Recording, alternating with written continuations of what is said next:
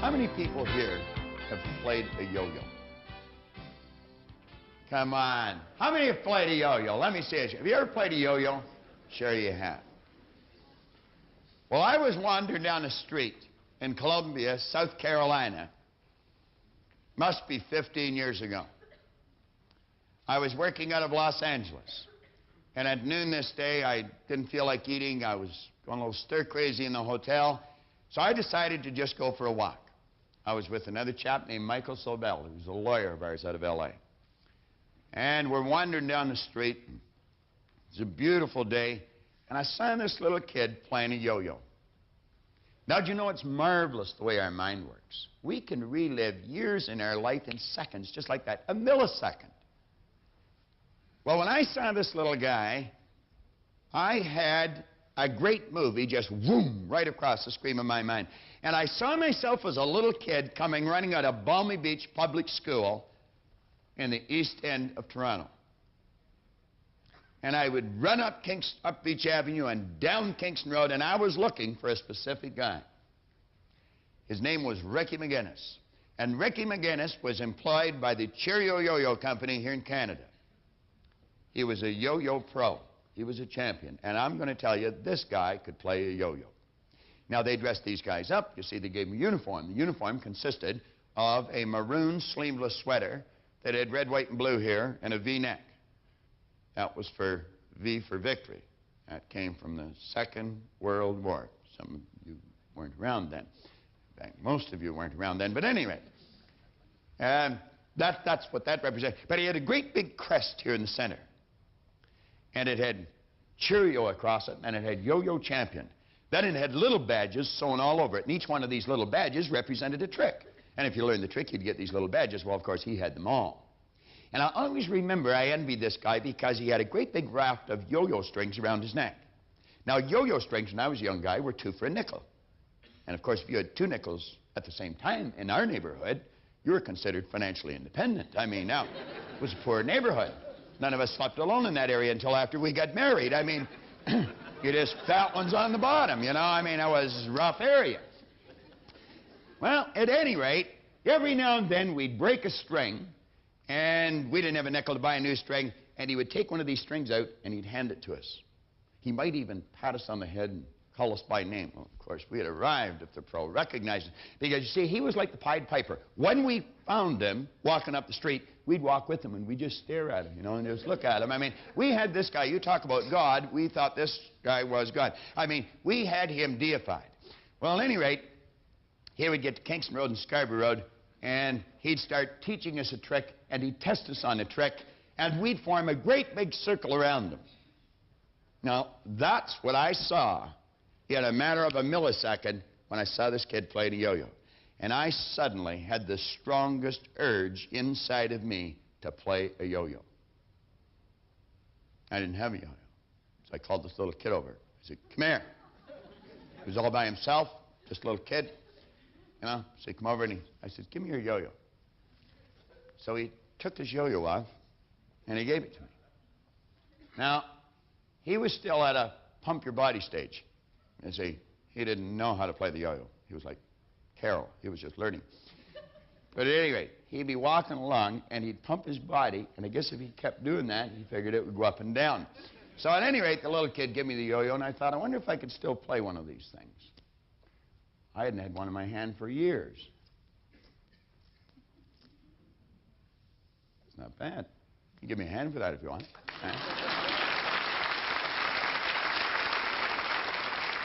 Well, then I started to remember some of the tricks. That's called making it sleep. If you can't do that, you are out of luck. You can't play the yo-yo. You can't do the tricks. So did that. Then I remembered this one. This was rock the cradle. You learn how to do that, and you get a badge, you see. Isn't that wonderful? What trick is that, Bob? What trick is that? That's a dandy. You know, Gina asked me just a few minutes ago, John, there's a yo-yo in that bag. Do you want to throw it out? Gina asked me a few minutes ago, how's the string on your yo-yo? And I said, oh, it's fine. Now, that's the second time in a week. That's the second time in a week that that's happened. I got to get this one working right. It wasn't working right earlier. Well, yeah, John used to carry the yo-yos and clean the boards, you see. Ah, we got it gone. We're right back in business.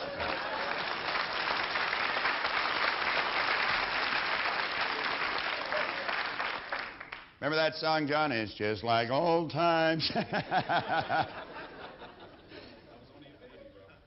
He was only a baby. He was a bad baby, too. Now, you don't believe me, ask his mother. She's sitting up there.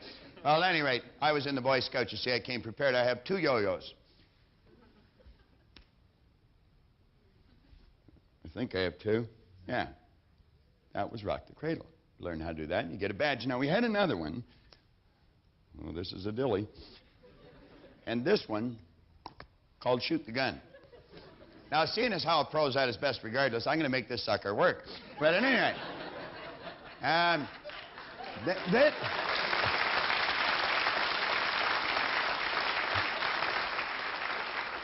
one day he came around and he said, listen, we're going to have a big contest. And he said, the winner is going to get one of these sweaters. Well, I'm going to tell you, you talk about building an image in your mind. All of a sudden, I could see on the screen of my mind that sweater on me. And you talk about getting emotionally involved. What we say feeling was, we said feeling is conscious awareness of vibration. What we say cause vibration, we said getting emotionally involved in the idea, put the body into the vibration that it had to be in, and when you become consciously aware of that, you called it a feeling. Well, I could actually feel this sweater on me. I mean, I could hear all the pretty little girls saying, that's the guy that won the sweater. And, of course, I'd let on I didn't hear him, and I'd say, that's right, you know, it was me. And anyway, I could actually feel this. I mean, I had to have that sweater. You know, every once in a while something comes up, and you just have to do it. I had to win that sweater. Now, I was just a little kid.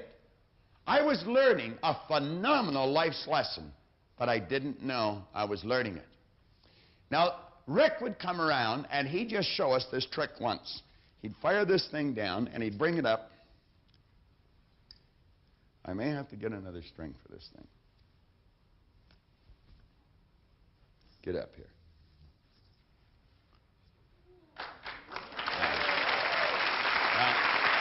You got to do that. Right?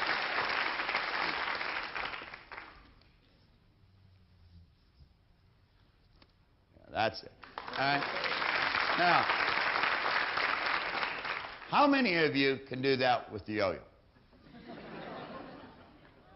Now ask yourself why you're not able to do that, and I am. Do you want to know why? I'm going to tell you why. See, any person in this room could learn how to do that. If you wanted the sweater bad enough, and I wanted that sweater, and I hooked the sweater up, what I wanted, with what I was doing, and I had to believe I could get it. What did Napoleon Hill say? He says there's a difference between wishing for something and believing you can receive it. And he said the key is you've got to believe it. William James says believe, and your belief will create the fact. Well, you know, that's where it all starts. That's where it all starts. I don't care how simple it is. I don't care if it's just winning a sweater with a yo-yo.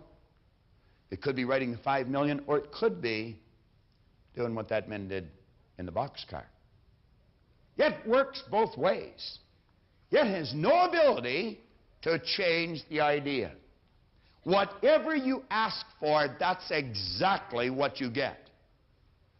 Now, as you take the idea that you build, and you've got the ability to sit down and design any idea you want. You see, if you are going to decorate your room, you'd get an idea here in your mind of how you'd like that room decorated.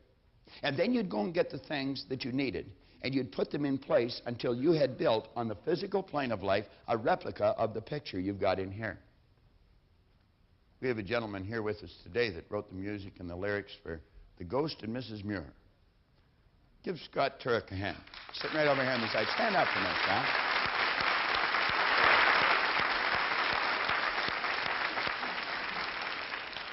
Scott is the musical director over at Leopold's Theater. When you heard Dave ask, is there anybody from out of town, and you heard someone say from Colorado, Scott is from Colorado, but he is entertaining over at Leopold's Theater. If you want to see a good play, you want to go over. I've been to Scott's play in the past, and I'm going to tell you this man is quite a musician.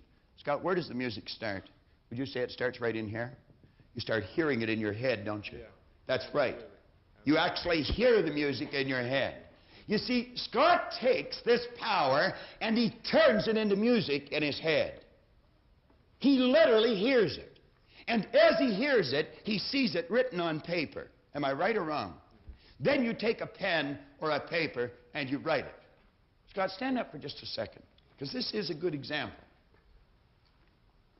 Then when he's got the music, he not only writes the music, he put words with the music. Is that correct? And we call those lyrics. And he takes and he writes the lyrics, and he knows those words. What are words? Words are nothing but ideas dressed up for our physical benefit. And you put words, and that puts more meaning then to the sound that you've heard. Is that correct? Thank you, Scott.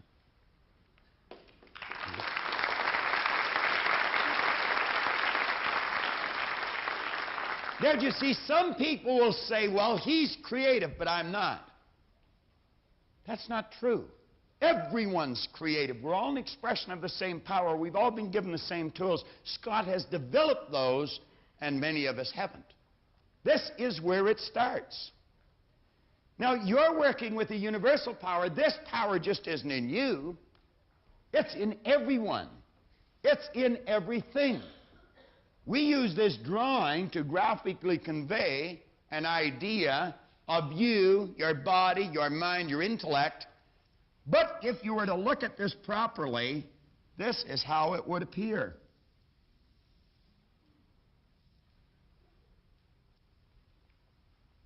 It's a universal power that you're impressing that idea on. Do you know when you throw a pebble into the lake, the entire shoreline has been changed? If you throw a pebble into the Atlantic Ocean, the entire shoreline has been altered. You'll say, oh, not the Atlantic. Yeah, even the Atlantic Ocean. Do you know where our problem is? We cannot see with these physical things the change in the shoreline. But understanding lets us see the change in the shoreline. Van Gogh was asked how he did such beautiful work. He did it the same way Scott does it. I dream my painting, and then I paint my dream. Do you know you'll never buy an original painting? Why? The original's on the mind of the artist. Well, we're all working with the same power. Don Slovan sensed that I believed he could write the 5 million. I knew he could write the 5 million. That gave Don a little inspiration, and he started to think about it. He started to think of all the good things that would come to him, fame, fortune, everything. And he got emotionally involved, and as he put that idea in there, Don Slovan moved into a brand new vibration. He started to attract all kinds of different things to him. Do you think it's an accident when one person, one in sales, goes into their office and in their pigeonhole there are no messages, and another one goes in and there's 14 people wanting to buy something from them? Do you think it's an accident when there are two businesses side by side, one wins, one loses? I go to a barber shop down on Bayview Avenue, Tony's. I've been going there for 25 years, whenever I've lived in Toronto. 4 doors away is another barber shop on Bayview Avenue. I have never seen anyone in that barber shop in 25 years. I've never seen one person. Now, I know someone goes in there. I know that because the person couldn't keep the doors open otherwise. Tony's, you always have to wait. And the other one, you would never have to wait. Someone would say, well, that'd probably be a good place to go. I don't think he'd cut it the way I want it cut. And I think there's a lot of people think, I don't think he'll cut it the way I want it cut. But why is it empty? Is it because I'm thinking that? No. It's empty because that's the way that man sees his barbershop. We had some people come into Chicago one time when I was working with the Nightingale organization. They had a chicken restaurant in Ohio. It was out in the country. It was a great, big, beautiful white mansion. They sold more chicken dinners than any restaurant in the United States. People would come from 3 states away to buy from them. It's in the image. Now ask yourself, what kind of an image have you been holding? Have you been wishing good things would happen but think bad things would happen? You see, most people will let their present physical results control their way of thinking. They're emotionally involved in it. They think it's an accident that the same results keep reoccurring. That's no accident. If you've got a financial problem, if you've got a cash flow problem, if you've got a marital problem, that's what most people concentrate on. If a doctor takes a photograph of your body and then tells you you're sick and shows you you're sick, what's the person concentrate on? Sickness. What's the photograph prove? The photograph proves that the person has been concentrating on something wrong to move their body into that vibration. What should they do? They should ask for help. Where does it come from? There's only one source, and they see perfect health. Or they see prosperity. But the cynics don't believe this. And it's a strange thing, the cynics don't get results either. Quit letting your present results control your thinking. This power that I call God is in every one of us. And it's no more present in one person than it is in the other. Scott the Turk hasn't got any more of this power than Bob's got. Bob hasn't got any more of it than Reen's got. Reen hasn't got any more of it than Dave's got. Every one of us are an expression of the same power. And when we really grasp this universal concept, we're going to realize that we are all essentially the same with the same powers. It's learning how to use this.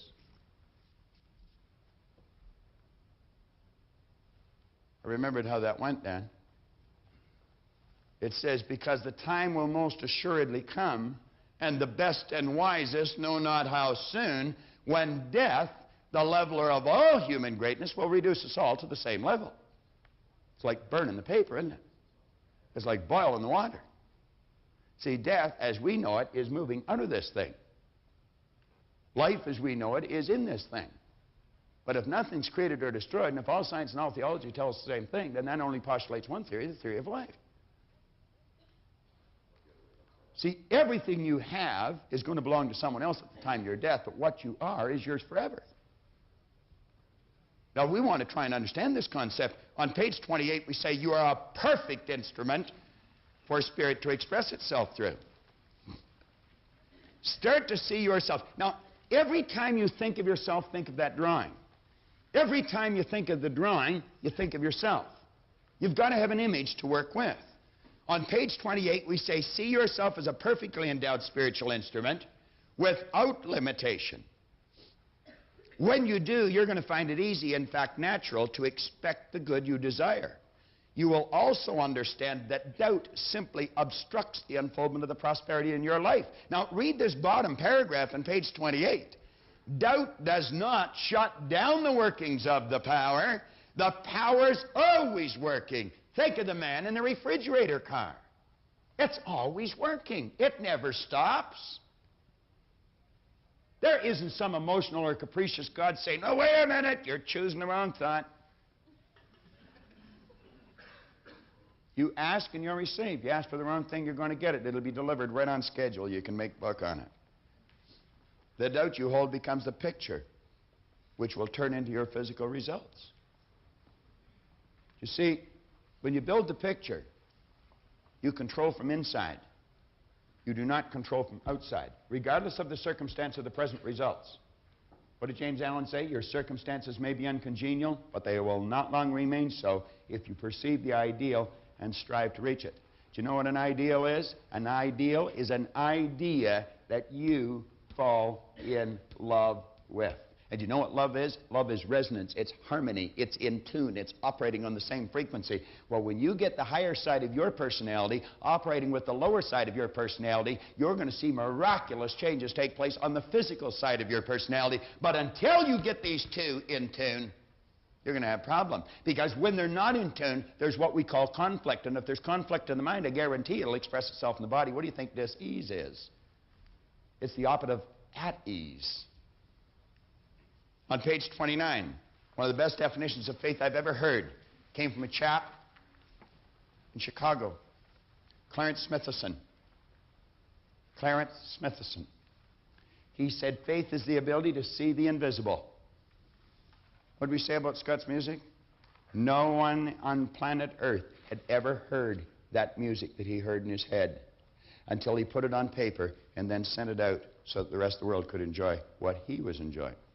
It's the ability to see the invisible, to believe in the incredible. What is incredible is that there's a power in every cell of your being that operates in a totally deductive manner. It will take whatever image you impress it upon it, and it'll move you into the vibration you have to be in, to act the way you have to act, to attract the thing you have to attract for the manifestation of the image that you chose to build.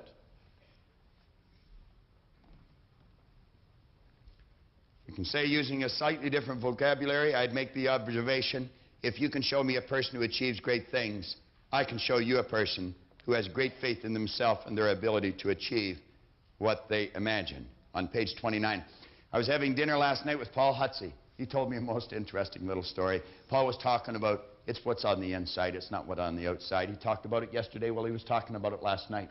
And he tells the story about the little black boy that went to the carnival. And there was a man there blowing up balloons, filling them with helium gas, and then letting them go. And he filled a red balloon, and then he tied it up and he let it go. And the little boy was standing there watching him. And then he filled a yellow balloon with helium, and he tied it and he let it go. Then he filled a green balloon and he tied it and he let it go. And the little boy said, "Mister," he said, "can black balloons fly?" He said, "Son, any balloon can fly. It's not what's on the outside that makes it fly, it's what's on the inside." And that's the way it works. Interesting idea.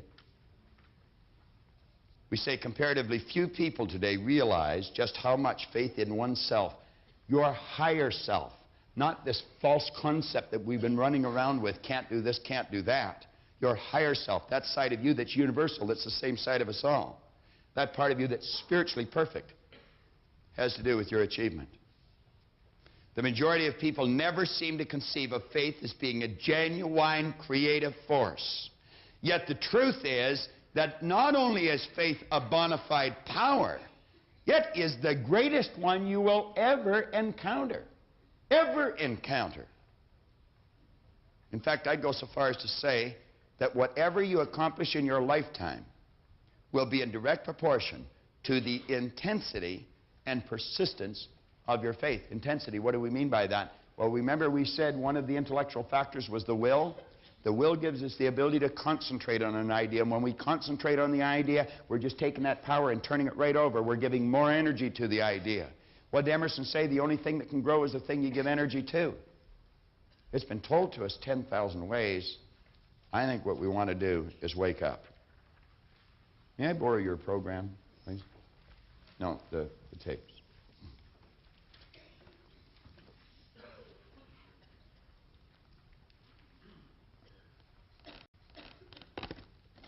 You have a set of these tapes. You need a new tape. Some of you will be wondering how to get these out. You're digging with your fingernails. And the ladies are getting upset because they're breaking their fingernails. You just have to press on the side. And they pop out. And then it tells you underneath how to get them out.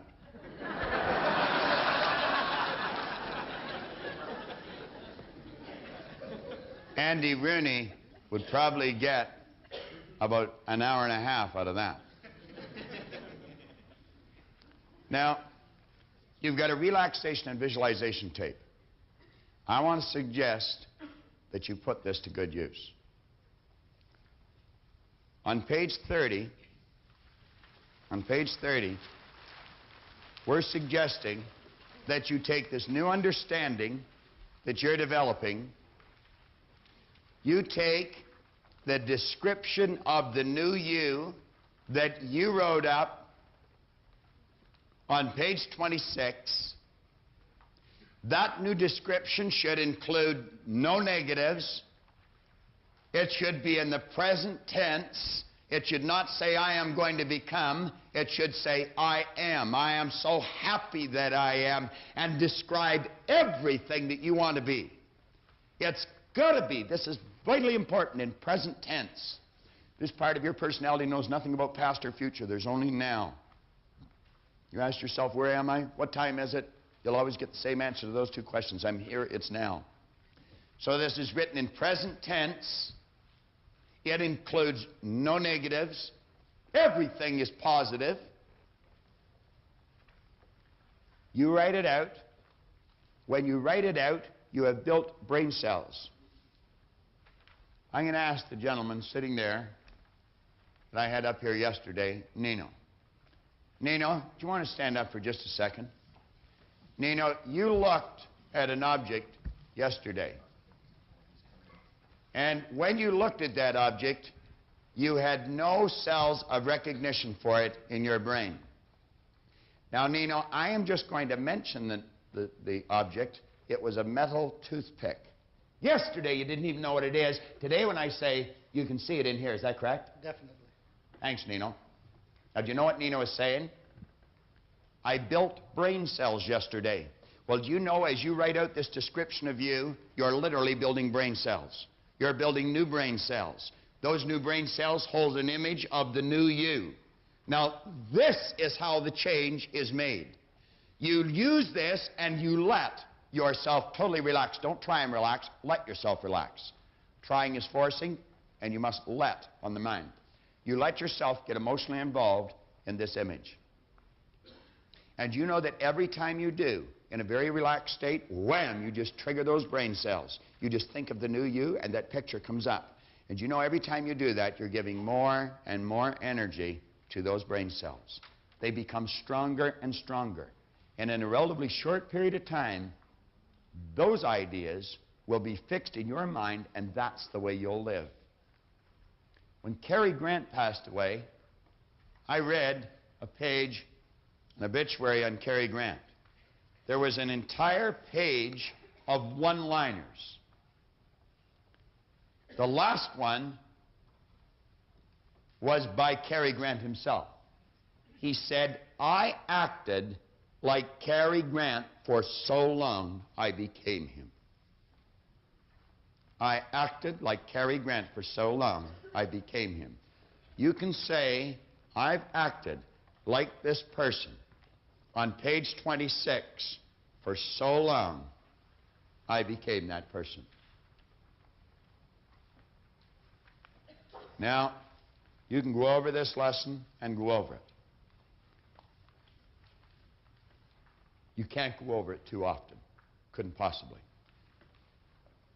We're going to touch now on what you should expect, because you're going to find that expectation is what really makes the difference. Now, as John goes through this page, I want you to think. I want you to think. If I built that picture on page 26, I painted the picture. It's like Scott heard the music, then he painted it on paper. Well, you saw the person, and then you painted it on page 26. And every time you get emotionally involved, you rewrite it. And you're going to find you'll crystallize it, and you'll make it better, and you'll make it better, and you'll make it better. Well, every time you do that, you're moving yourself into that vibration. You're going to get to the point where you'll start to expect the good that you desire. And John's going to tell you what will happen when you do. And you know, when I wrote that goal on the card years and years ago of having the $25,000, I didn't believe it. You may not believe what you write on that page. You might think this is really silly. You may think it's silly. Try it. I can guarantee in a relatively short period of time, you won't think it's silly anymore. Because as I pointed out, you write a lie on a card and you read it often enough, and you're going to believe it. And you're going to find your belief, as William James said, will literally create the fact. The more often you listen to that section of your Born Rich program, the clearer it's going to be in your mind. I previously mentioned there were 2 pages in this book that would make a world of difference for you. One was page 26, and the other was page 30. Now, on page 26, as you wrote down the person you wanted to be, you might have looked at that as being a fantasy. Do you know, some people truly live their fantasies. What was actually happening when you sat and you thought of the person you wanted to become? You built this picture in your mind. You were literally building brain cells, just as I did with Nino on the first cassette that you were watching. Now, as you made the written description of the person you wanted to become, you built brain cells in your mind. Now we're going to activate those brain cells. Now consider this for a moment. Here you have fantasy, theory, and fact. Permit me to explain what's going to happen. If you will take the number 7 audio cassette from your Born Rich program and play this tape, what you're going to do is put yourself into a very relaxed state. It'll be an altered state of consciousness. Go and lay down someplace quiet by yourself and turn this cassette on. And when you get into a very relaxed state, throw the switch of that person you want to be.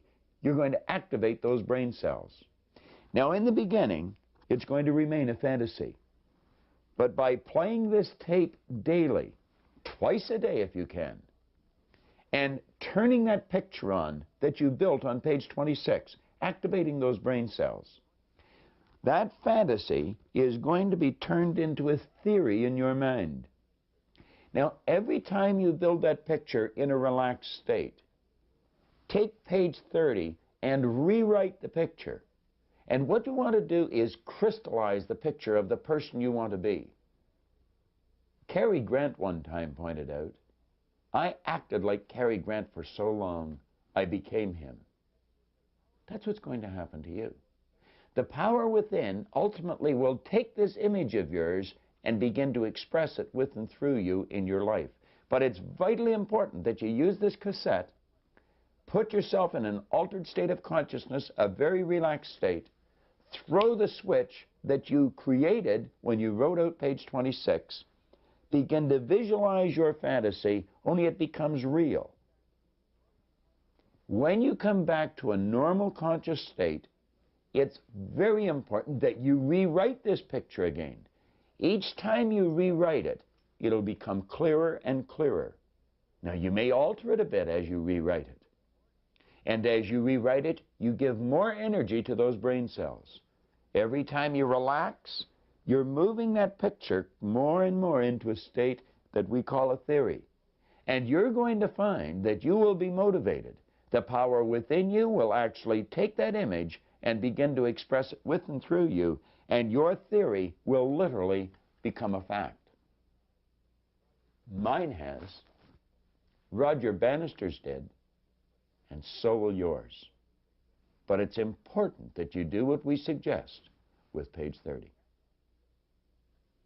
Now, when that's complete, the next part that John Canary is going to lead you into is going to be truly rewarding for you. John's going to suggest that you begin to expect an abundance in your life, in all areas of your life.